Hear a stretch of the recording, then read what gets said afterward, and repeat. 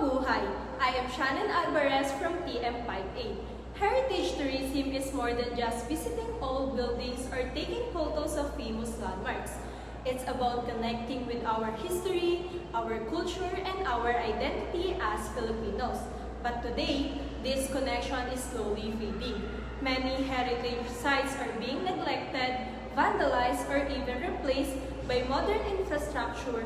Others are overrun by tourists who may not fully understand their importance, causing damage to places that took centuries to build.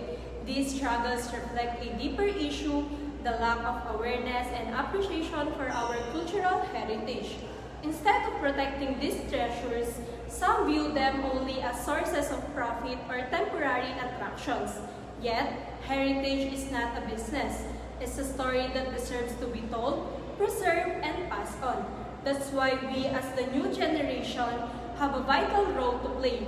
We can promote responsible tourism, support local efforts to preserve our heritage, and educate others about the value of our history. Because if we don't act now, the future might not only read about these places instead of experiencing them.